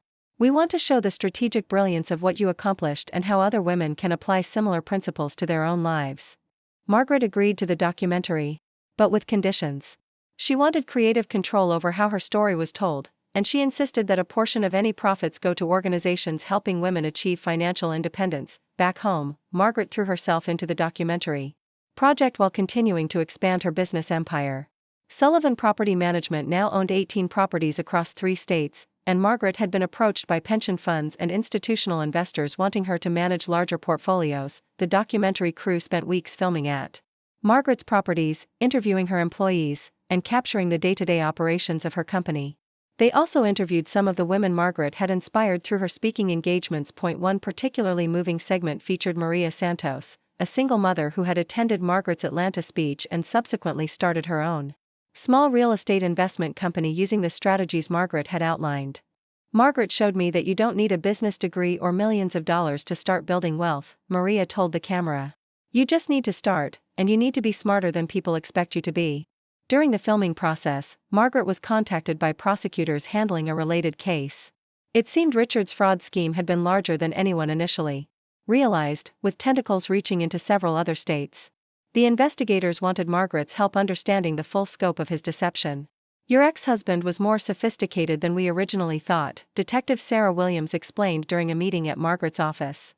"The patterns you identified helped us uncover similar schemes he was running in Florida and Texas. We estimate he defrauded investors of nearly $15 million total." Margaret wasn't surprised. Richard was always good at making people believe what served his purposes. "I just learned to look past the performance to see the reality underneath." The detective's investigation led to the recovery of additional assets, which meant more money for defrauded investors and additional charges against Richard. His 5-year sentence was extended to 8 years, and he was ordered to pay restitution that would likely keep him in debt for the rest of his life. Margaret felt no satisfaction in Richard's extended punishment. She had moved so far beyond their shared past that his fate seemed irrelevant to her current life. She was more interested in the documentary's potential to help other women than in Richard's legal troubles. The film, titled The Invisible Empire, premiered at the Sundance Film Festival to standing ovations and immediate distribution deals. Margaret attended the premiere with Linda, Diana Walsh, and Tom Brennan, feeling surreal about seeing her life story projected on a large screen. "It's strange watching actors portray the worst period of your life," Margaret whispered to Linda during the screening. "But look what you built from those ashes," Linda whispered back. "You turned betrayal into triumph." The documentary's success led to more speaking opportunities, media interviews, and business propositions than Margaret could handle. She hired a publicist and expanded her staff to manage the increased demand for her time and expertise. More importantly, the film sparked a national conversation about women's financial empowerment. Margaret received thousands of letters and emails from women sharing their own stories of financial abuse, hidden assets, and the journey toward independence. One letter that particularly moved her came from a 70-year-old woman named Dorothy Fletcher. "Dear Ms. Sullivan, I watched your documentary 3 times before I found the courage to leave my husband of 45 years. Like you, I had been secretly saving money for decades. Your story showed me that it's never too late to choose yourself. I'm now living in a beautiful apartment I bought with my secret savings, and for the first time in my adult life, I'm happy." Reading stories like Dorothy's reinforced Margaret's decision to continue sharing her experience publicly, despite the personal cost of having her private life scrutinized. The success of the documentary also brought new business opportunities. Margaret was invited to join the board of directors for a major investment firm, marking her transition from successful entrepreneur to recognized industry leader. At the board meeting, she found herself the only woman among 12 members, but she no longer felt intimidated by such situations. Margaret, who had once worried about fitting in, had been replaced by someone who knew she belonged wherever her expertise was valued. Ms. Sullivan, the chairman addressed her during her first meeting, your track record in residential real estate investment is impressive, but we're curious about your thoughts on commercial development. Margaret had prepared for this question. Commercial development requires the same fundamental principles as residential investment: understanding market dynamics, recognizing undervalued opportunities, and maintaining focus on long-term returns rather than quick profits. The scale is different, but the strategy remains sound. Her answer led to an offer to head the firm's new sustainable development division, a role that would involve managing a $200 million fund focused on environmentally responsible real estate projects. Margaret accepted the position but negotiated to maintain her own company while taking on the new responsibilities. She had learned never to put all her professional eggs in one basket, no matter how attractive the opportunity appeared. 2 years after the documentary's release, Margaret was invited to speak at the World Economic Forum in Davos, Switzerland. Standing before an audience of global leaders, she reflected on how far she had traveled from the kitchen where Richard had dismissed her concerns about their anniversary party budget. Financial empowerment isn't just about individual success, she told the assembled crowd. When women have economic independence, entire communities benefit. Children have better opportunities, families are more stable, and societies are more resilient. Her speech was quoted in financial publications worldwide and led to consulting opportunities with governments seeking to improve women's economic participation. The success, however, came with unexpected challenges. Margaret's increased public profile attracted unwanted attention, including harassment from men who resented her message of female empowerment. She was forced to hire security and became more cautious about her public appearances. More troubling was the way some people tried to reduce her story to a simple revenge narrative. Magazine articles with titles like "How She Destroyed Her Cheating Husband" missed the point entirely, focusing on Richard's downfall rather than Margaret's strategic brilliance and business acumen. It was never about destroying Richard, Margaret explained during a television interview. It was about saving myself. His destruction was a consequence of his own choices, not my goal. Despite these frustrations, Margaret continued building her empire and helping other women find their own paths to independence. The Sullivan Foundation had grown into a nationally recognized organization, providing financial education and emergency assistance to thousands of women each year. On a quiet Sunday evening 3 years after Richard's sentencing, Margaret sat in her home office reviewing applications for the foundation's newest program, microloans for women starting their own businesses. Each application represented someone taking control of their financial future, and Margaret felt deep satisfaction in being able to provide the support these women needed. Her phone rang with a call from an unknown international number. Curious, she answered. Ms. Sullivan? This is Elena Petrov calling from Moscow. I saw your documentary, and I wondered if you might consider speaking at our Women's Economic Summit next month. Margaret listened as Elena explained that The Invisible Empire had been translated into dozens of languages and was inspiring women worldwide to take control of their financial destinies. Your story has become a symbol of what's possible when women stop accepting limitations imposed by others, Elena continued. We have over 2,000 women registered for our conference, and they specifically requested that we invite you. Margaret accepted the invitation, realizing that her personal story had evolved into something much larger, a global movement of women refusing to remain financially invisible. As she ended the call and returned to reviewing loan applications, Margaret marveled at the unexpected trajectory her life had taken. The woman who had once measured her worth by how well she served breakfast had become an international symbol of female empowerment and financial independence. Standing in her garden under the stars that night, Margaret reflected on the journey that had brought her to this moment. The roses around her slept peacefully in the winter darkness, their roots deep and strong, preparing for another season of growth and beauty. At 55, Margaret Sullivan had built something that would outlast her, a legacy of empowerment that would inspire women for generations to come. She had transformed personal betrayal into global inspiration, proving that sometimes the most devastating losses become the foundation for extraordinary victories. The stars above seemed to shine a little brighter, as if celebrating the woman who had refused to remain invisible and had shown the world what quiet strength could accomplish when finally unleashed. 5 years had passed since Richard's initial sentencing, and Margaret's influence had grown beyond anything she could have imagined. Sullivan Property Management had evolved into Sullivan Enterprises, a multifaceted company with divisions in real estate, investment management, and financial education. The company now employed over 200 people across 6 states, many of them women who had found new careers through Margaret's mentorship programs. Margaret's personal wealth had grown exponentially, but more importantly to her, so had her impact. The Sullivan Institute, an expansion of her original foundation, had opened 3 residential campuses where women could live while completing intensive financial literacy and entrepreneurship programs. Each campus housed 50 women at a time, providing not just education but also childcare, counseling, and job placement services. The success stories emerging from these programs filled Margaret's office walls. Photos of women who had started their own businesses, bought their first homes, or escaped abusive relationships lined the corridors, each representing a life transformed through financial empowerment. One particularly memorable graduate was Samantha Burke, a former nurse who had discovered her husband's gambling addiction had destroyed their finances. Through the Sullivan Institute's program, Samantha had learned real estate investment strategies and now owned a successful property management company in Phoenix. "Margaret didn't just teach me about money," Samantha had said during a recent Institute gala. "She taught me that I could trust myself to make smart decisions. That was the real gift." The Institute's success had attracted attention from policymakers, and Margaret found herself testifying before congressional committees about women's economic empowerment and the need for better financial education in schools. "Financial literacy isn't a luxury," she told the Senate Banking Committee during one hearing. "It's a fundamental life skill that determines whether someone can build security or remain vulnerable to exploitation. We're failing our daughters when we don't teach them to be financially independent." Her testimony led to the passage of the Financial Empowerment Education Act, which mandated financial literacy courses in all public high schools and provided funding for adult education programs.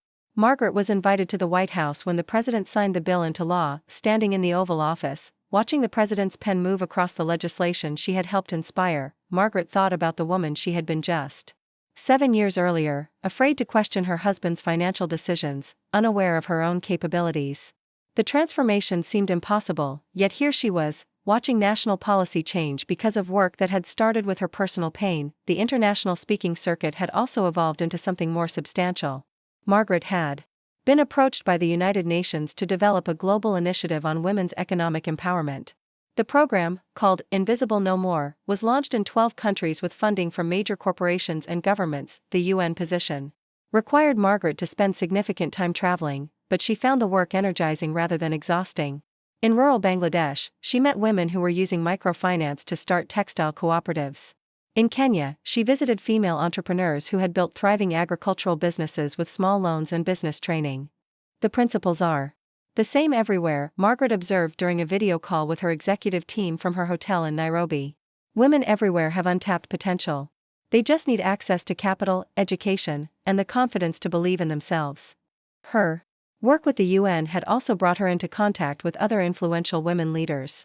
She had developed friendships with former heads of state, Nobel Prize winners, and business titans who shared her commitment to advancing women's opportunities. These relationships had led to her next major venture, the Global Women's Investment Fund, a $2 billion initiative designed to provide capital for women-owned businesses worldwide. Margaret served as the fund's chairwoman, overseeing investments that ranged from tech startups in Silicon Valley to clean energy projects in developing nations. The fund's first major success had been an investment in a women-led company developing affordable water purification systems for rural communities. The technology was now being used in over 30 countries, providing clean water to millions of people while generating substantial returns for investors. "Impact and profit aren't mutually exclusive," Margaret explained during a presentation to potential investors in London. "When you invest in women-led initiatives, you're investing in solutions that address real human needs while building sustainable businesses." Her London presentation had been attended by members of the British royal family, and she had been subsequently invited to Buckingham Palace for a private dinner discussing women's economic issues. The conversation had been so productive that she was asked to advise on a new royal foundation focused on female entrepreneurship. Meanwhile, back in the United States, Margaret's story continued to inspire new generations of women. The Invisible Empire had been adapted into a Broadway musical, with Margaret serving as an executive producer. The show's opening night had been a celebration not just of theatrical achievement but of the movement Margaret had helped create. The musical's success led to additional adaptations, including a young adult novel series and a graphic novel that had become popular in schools. Margaret was amazed to see her story reaching teenagers who were just beginning to think about their futures. "I get letters from 15-year-old girls telling me they're already starting investment accounts," Margaret told an interviewer from Teen Vogue. "That's the real victory. The next generation will never accept financial dependence as normal." The media attention, while mostly positive, had also brought challenges. Margaret had been forced to deal with stalkers, death threats from men's rights extremists, and constant scrutiny of her personal life. She had learned to accept security as a necessary part of her public role, though she never became comfortable with the loss of privacy. More difficult to handle was the way some people tried to use her story for their own agendas. Politicians who had never supported women's rights suddenly wanted to be photographed with her. Financial companies used her image in advertisements without permission. She had been forced to develop a legal team solely to protect her intellectual property and personal brand. "Success makes you a target," Diana Walsh, still her primary lawyer after all these years, had warned her. "Everyone wants to claim a piece of what you've built." Despite these challenges, Margaret remained committed to her mission. The Sullivan Institute had expanded internationally, with campuses opening in Canada, the United Kingdom, and Australia. Each location was adapted to local conditions but maintained the core principle of empowering women through financial education and entrepreneurship training. The Institute's research division had also become influential, publishing studies on women's economic participation that were cited by academics and policymakers worldwide. Their annual report on the economic impact of female entrepreneurship had become essential reading for anyone working on gender equality issues. Margaret's personal life had also evolved during these busy years. She had begun dating Dr. Michael Harrison, an economics professor at the local university who shared her passion for financial education. Unlike Richard, Michael celebrated Margaret's success and intelligence, often serving as a sounding board for her ideas and strategies. "I love watching you work," Michael had told her during a quiet evening at home. "You have this ability to see connections and possibilities that other people miss. It's like watching an artist create a masterpiece." Their relationship was built on mutual respect and shared values, a partnership of equals that Margaret had never experienced before. When Michael proposed during a vacation in Tuscany, Margaret accepted with joy but also insisted on a prenuptial agreement that protected both their assets. "I'm not the same woman who entered marriage 30 years ago with blind trust," she had explained to Linda, who was serving as her maid of honor. "This time, I'm entering marriage as an equal partner with my eyes wide open." The wedding was a small, intimate affair held in Margaret's garden among the roses she had tended for so many years. The guest list included her closest friends, family, and professional colleagues, people who knew and valued the real Margaret Sullivan. As she exchanged vows with Michael, Margaret reflected on the journey that had brought her to this moment. The betrayal that had once seemed like the end of her world had actually been the beginning of her real life. She had learned that happiness wasn't something someone else could give or take away, it was something she could build for herself. Richard, meanwhile, had been released from prison after serving 6 years of his 8-year sentence. He had attempted to contact Margaret several times through intermediaries, claiming he wanted to apologize and make amends. Margaret had politely but firmly declined all such overtures. "I harbor no anger toward Richard," she had explained to a journalist who asked about her feelings toward her ex-husband. "But I also have no interest in reliving the past. My focus is entirely on the future I'm building." Richard's post-prison life had been difficult. His criminal record made it impossible for him to work in real estate or finance, and his reputation preceded him wherever he went. He had reportedly taken a job as a sales clerk at a furniture store, living in a small apartment and struggling to pay his restitution obligations. Jessica Morrison, in contrast, had thrived. She had completed law school and was now working as a prosecutor specializing in white-collar crime.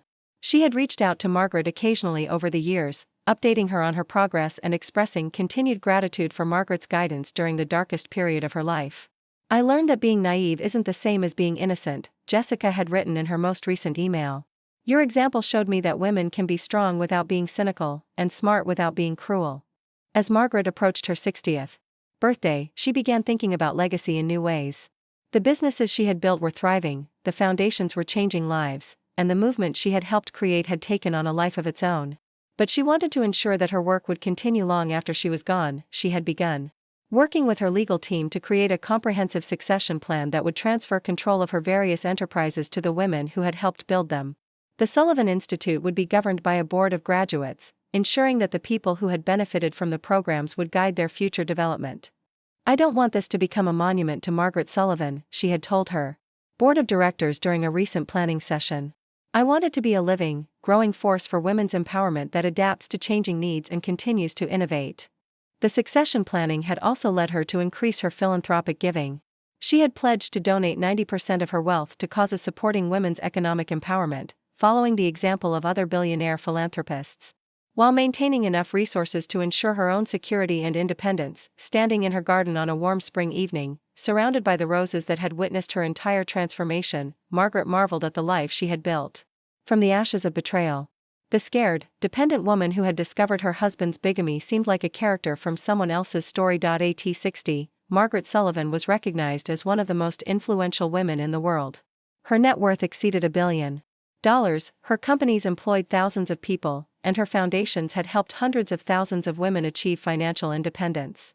World leaders sought her advice, universities awarded her honorary degrees, and her autobiography had become an international bestseller. But more than any external recognition, Margaret treasured the knowledge that she had turned her pain into purpose and her personal victory into a global movement. She had proven that it's never too late to discover your true potential, never too late to start over, and never too late to change not just your own life but the lives of countless others. The roses around her bloomed magnificently in the spring twilight, their beauty a testament to careful tending, patient growth, and the strength that comes from deep roots. They had weathered storms, survived harsh winters, and emerged each spring more beautiful than before, just like the woman who had planted them, and just like the millions of women around the world who had found the courage to bloom in their own gardens of possibility. As Margaret entered her 62nd year, an unexpected opportunity arose that would test everything she had built and learned. The World Bank approached her with an unprecedented proposal to lead a global initiative worth $50 billion aimed at eliminating female poverty worldwide within a single generation. Ms. Sullivan, Dr. Amara Okafor, the World Bank's Managing Director, explained during their meeting in Washington, D.C., "Your track record of creating sustainable, scalable solutions for women's economic empowerment makes you uniquely qualified to oversee this initiative. We're talking about reaching 1 billion women across 80 countries." The scope was staggering. The program would encompass everything from microfinance in rural villages to venture capital funds for women entrepreneurs in major cities. It would require coordination between governments, NGOs, corporations, and grassroots organizations on an unprecedented scale. Margaret spent weeks studying the proposal, consulting with economists, development experts, and women leaders from every continent.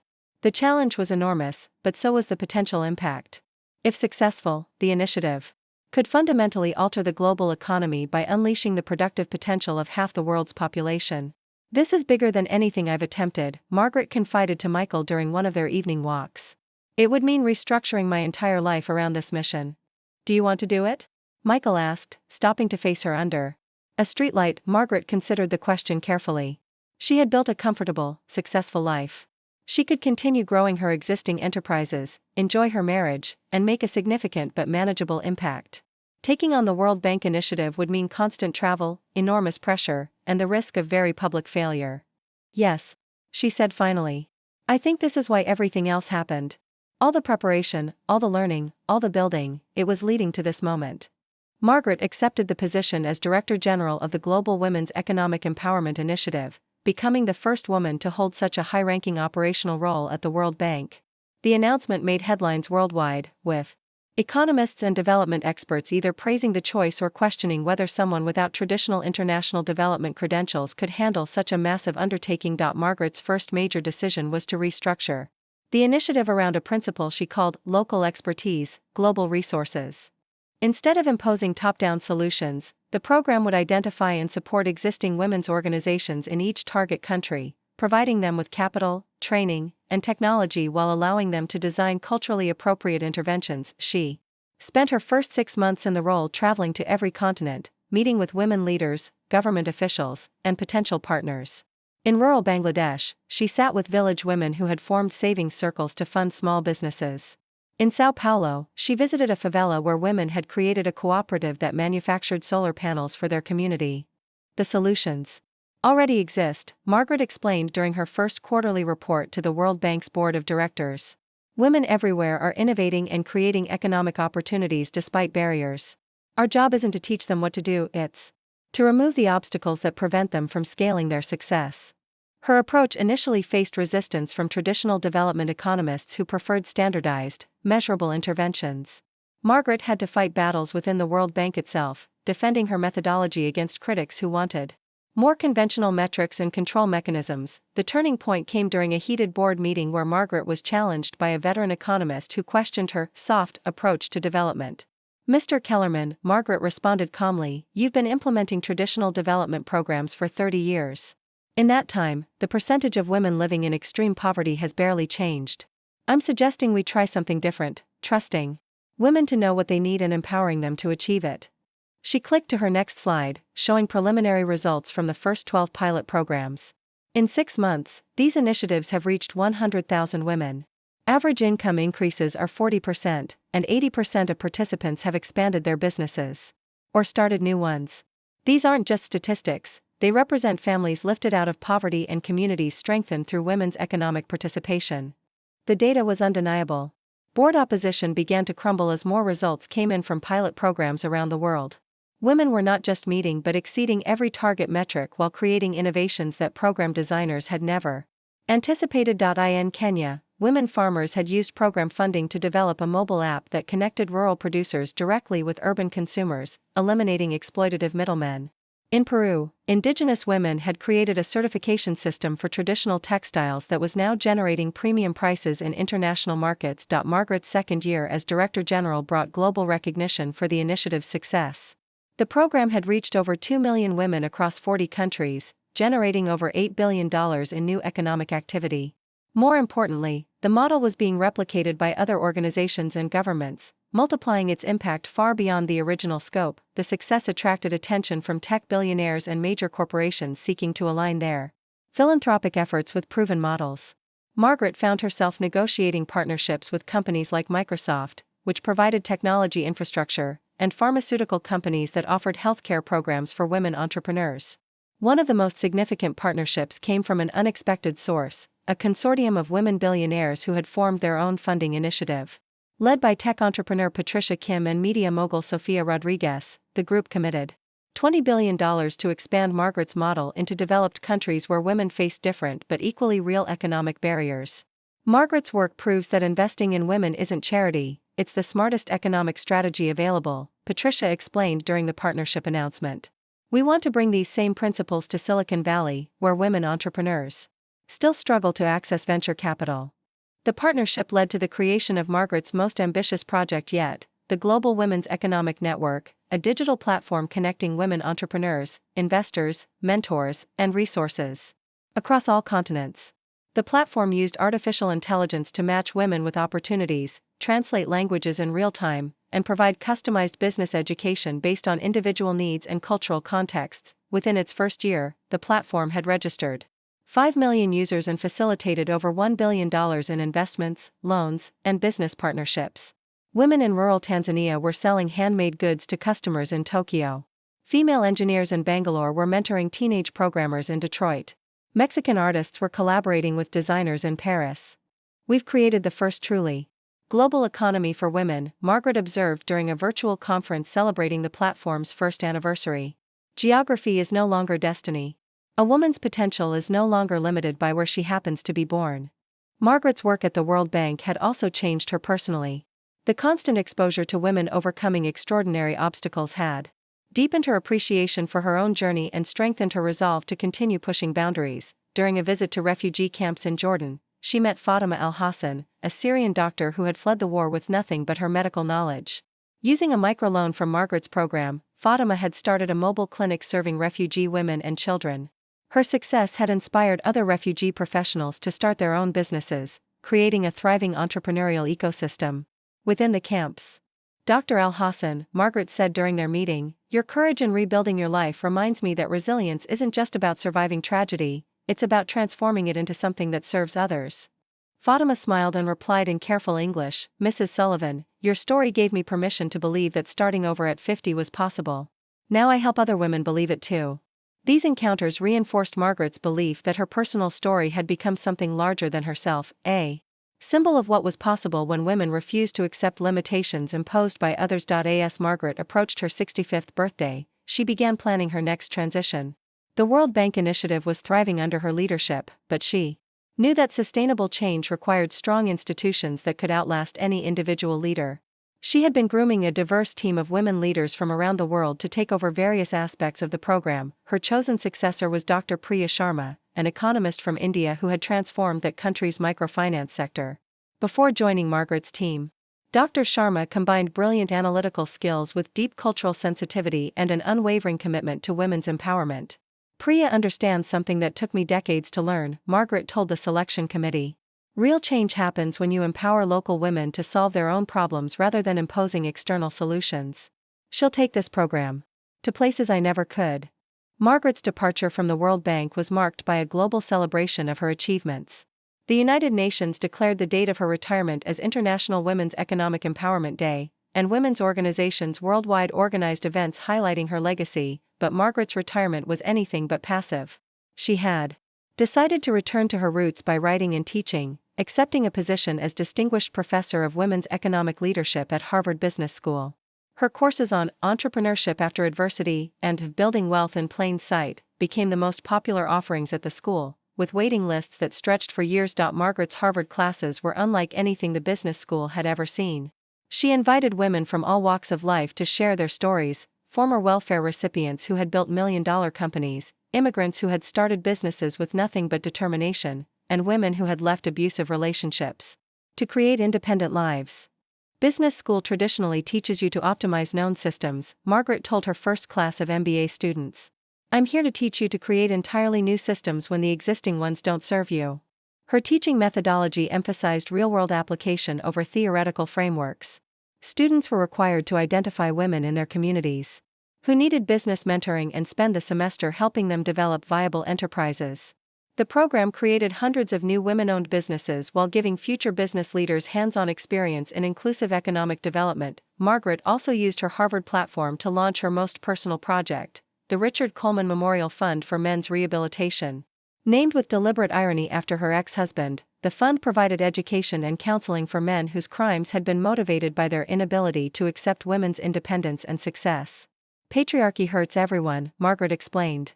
During the fund's launch event, men who feel threatened by women's success are trapped in a system that ultimately diminishes their own humanity. If we want lasting change, we need to help men learn new ways of relating to powerful women. The fund worked with prisons, domestic violence organizations, and men's groups to provide education about healthy relationships, financial responsibility, and emotional intelligence. While controversial, the program showed promising results in reducing recidivism and domestic violence among participants. Richard himself had been invited to participate in the program after his release from prison, but he had declined.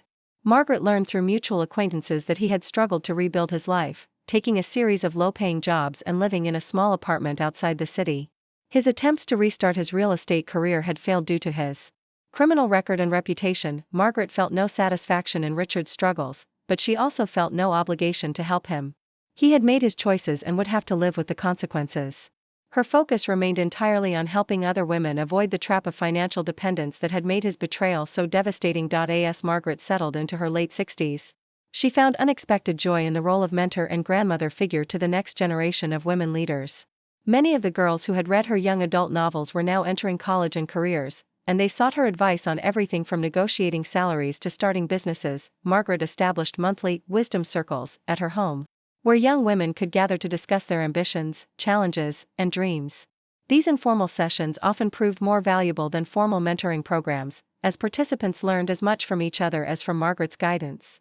Success isn't a destination, Margaret told one group of 20-somethings gathered in her garden among the roses that had witnessed her entire transformation. It's a process of continuously becoming more authentically yourself while using your gifts to serve something larger than your own needs. One participant, a recent college graduate named Amanda, raised her hand. Ms. Sullivan, how do you balance ambition with relationships? I worry that being too successful will make it hard to find a partner. Margaret smiled, remembering her own younger self's fears about being too much for men to handle. Amanda, any man who is threatened by your success isn't worthy of sharing your life. The right partner will celebrate your achievements and support your continued growth. Never make yourself smaller to accommodate someone else's insecurity. These conversations reinforced Margaret's belief that each generation of women built on the progress of those who came before. The young women in her circles took for granted opportunities that Margaret's generation had fought to create, and they were pushing boundaries that Margaret could barely imagine, standing in her garden on a warm summer evening, watching the sunset. Paint the sky in shades of gold and rose, Margaret reflected on the extraordinary journey that had brought her to this moment. The betrayed wife who had discovered her husband's bigamy 30 years ago seemed like a character from another lifetime. At 68, Margaret Sullivan had become a legend in her own time, a symbol of what was possible when women refused to accept the limitations others tried to impose on them. Her businesses continued to thrive under new leadership, her foundations were changing lives around the world, and her story continued to inspire women across generations and cultures. But perhaps her greatest achievement was the simple fact that she had learned to love and trust herself completely. She had discovered that true security didn't come from being protected by someone else, but from knowing that she could handle whatever challenges life might bring. The roses around her swayed gently in the evening breeze, their perfume filling the air with the scent of growth and possibility. They had been planted by a woman who thought her life was over, tended by someone who was rediscovering her strength, and now bloomed for a woman who had learned that every ending was actually a beginning in disguise. Margaret Sullivan's story was far from over. As long as there were women who needed to know that transformation was possible, that it was never too late to start again, and that betrayal could become the foundation for triumph, her legacy would continue to grow and flourish, like the roses. In her garden, some of the most beautiful blooms came from plants that had weathered the harshest storms and emerged stronger, more resilient, and more magnificent than anyone had ever imagined possible. Looking for more? We've got 2 amazing stories ready for you right on screen. If this one touched you, these are absolutely worth your time. Click to watch them now. And hey, subscribe and hit that bell to never miss our latest uploads.